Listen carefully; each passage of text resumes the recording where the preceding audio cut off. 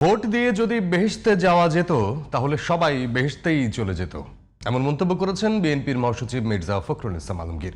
শুক্রবার বিকালে ঠাকুরগাঁও সদর উপজেলার শোলহরি কালেশ্বর গায়ের গুচ্ছ গ্রামে নির্বাচনী জনসংযোগকালে তিনি বলেন, নির্বাচন বানচাল করতে গুপ্ত হামলা চালানো হচ্ছে।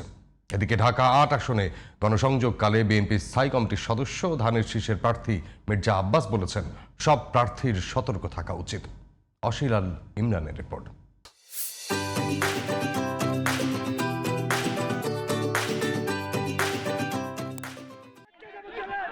নিজ নিজ আসনের অলিগলি ঘুরে ঘুরে ভোট চাচ্ছেন ধানের শীষের প্রার্থীরা, দিচ্ছেন উন্নয়নের নানা প্রতিশ্রুতি। প্রচারণার দ্বিতীয় দিন শুক্রবার এভাবেই গণসংযোগে নামেন বিএনপি প্রার্থীরা এবং ধানের শীষে ভোট দিবেন। শুক্রবার বিকেলে ঠাকুরগাঁয়ে নিজ আসনে নির্বাচনী গণসংযোগ করেন বিএনপির মহাসচিব মির্জা ফখরুল ইসলাম আলমগীর।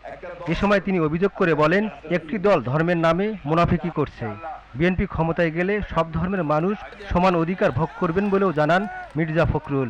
একটা দল আজকাল এই গাছটা শুরু করছে, আমি নাম বলবো না, বলেছে যে তোমার ভোট দিলে নাকি বেতন যাবে, বলে আপনার ভালো বলতে পারবেন, ঠিক না? এটা সম্ভব? আল্লাহ তুষ্টি সন্তুষ্টি না আদায় করতে পারি, আমি কি বেচতে যেতে পারবো? তাহলে কোন মার্কাকে ভোট দিলে যদি বেচতে যাওয়া যাইতো তাহলে সবাই বেচতে চলে যেত। বাদজুমা শাহজাহানপুর আমতলা জামে মসজিদের সামনে নির্বাচনী গণসংযোগ করেন বিএনপির স্থায়ী কমিটির সদস্য ও ঢাকা ৮ আসনের ধানের শীষের প্রার্থী মির্জা আব্বাস। অভিযোগ করে বলেন, দুটি বিশেষ দলকে সরকারের এক শ্রেণীর কর্মকর্তারা বেশি প্রাধান্য দিয়ে যাচ্ছে। এই মুহূর্তে আমি মনে করি সকল প্রার্থী সতর্ক থাকা উচিত। দুটি বিশেষ দলকে এই সরকারের এক শ্রেণীর কর্মকর্তা প্রশ্রয় দিয়ে চলেছে।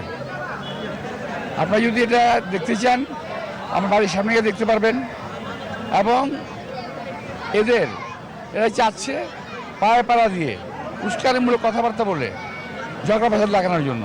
সকালে ঢাকা ১৬ আসনের ধানের শীষের প্রার্থী আমিনুল্লাহ হক তার আসনে নির্বাচনী প্রচারণা চালান। এ সময় রাজনৈতিক স্বার্থে ধর্মের অপব্যবহার থেকে সবাইকে সতর্ক থাকার আহ্বান জানান তিনি। অন্যদিকে প্রচারণায় নেমে উন্নয়নের প্রতিশ্রুতি জনগণের কাছে তুলে ধরেন ঢাকা ৬ আসনের বিএনপি প্রার্থী ইঞ্জিনিয়ার ইশরাক হোসেন। গ্যাস সংকট এখন মারাত্মক আকার ধারণ করেছে, রাস্তাঘাট ভেঙে চুরমার ধ্বংস হয়ে গিয়েছে এবং ট্রাফিক যানজট সহ নানাবিধ সমস্যায় জর্জরিত আমাদের এই পুরান ঢাকার অঞ্চলটি। তো সেই সমস্যাগুলো যেমন আমরা সমাধান করার প্রতিশ্রুতি দিচ্ছি। আমরা দৃঢ়ভাবে বিশ্বাস করি এদেশের সাধারণ মানুষ এবং আমার ঢাকা ১৬ আসনের সাধারণ জনগণ ধানের শীষের সাথে রয়েছে। অসীমাল ইমরান, জিটিভি নিউজ, ঢাকা।